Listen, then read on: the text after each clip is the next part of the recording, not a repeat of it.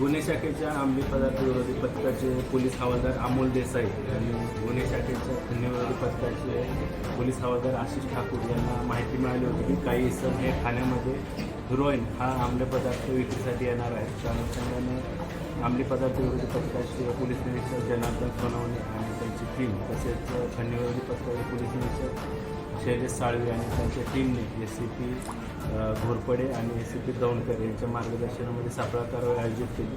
त्यामध्ये एकूण 4 kilo 24 gram वजनाचा हिरोईन हा अंमली पदार्थ जप्त केला, ज्याची किंमत अंदाजे 13 कोटी 80 लाख रुपये इतकी आहे. ज्यामध्ये 3 आरोपींना अटक केलेली आहे.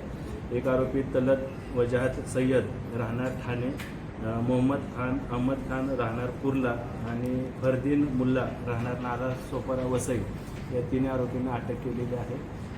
फरदीन मुल्ला हा आरोपी हा नाला सोपारा येथील राहणारा आहे. या तपासामध्ये सदरचे आरोपी हे सदरचा हिरोईन अंमली पदार्थ कुठून घेऊन आले, तो कुठे बनवला, कुठे तयार केला, त्या अनुषंगाने देखील त्याची फॉरवर्ड आणि बॅकवर्ड लिंकचा तपास सुरू आहे. त्याचबरोबर तो कोणाला विक्रीसाठी देणार होते किंवा विक्री कोणाला करणार होते त्या अनुषंगाने देखील आम्ही तपास करत आहोत. बरे आरोपी हॅबिट्युअल आहेत का?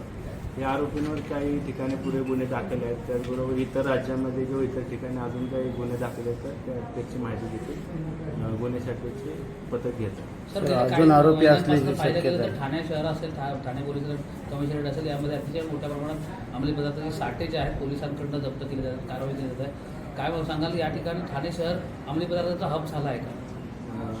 माननीय पोलीस आयुक्त साहेबांच्या आदेशान्वये ठाणे शहर किंवा ठाणे आयुक्तालय परिसरामध्ये ज्या ज्या ठिकाणी अंमली पदार्थाची विक्री अथवा सेवन किंवा साठा अशा प्रकारची कोणतीही माहिती मिळाल्यानंतर त्या अनुषंगाने गुन्हे शाखेचे पथक असतील किंवा स्थानिक पोलीस स्टेशनचे पथक असतील त्यांनी वेळोवेळी प्रभावी आणि अशी चांगली उल्लेखनीय कामगिरी त्या अनुषंगाने केलेली आहे. त्याचबरोबर मागील वर्षामध्ये जवळपास 4 इतर राज्यामध्ये जाऊन लिंकेजच्या आधारे किंवा बॅकवर्ड लिंकच्या आधारे 4 इतर राज्यामध्ये जाऊन MD बनवणारे किंवा ड्रग्ज बनवणाऱ्या फॅक्टरीवर देखील कारवाई ठाणे पोलिसांनी केलेली आहे.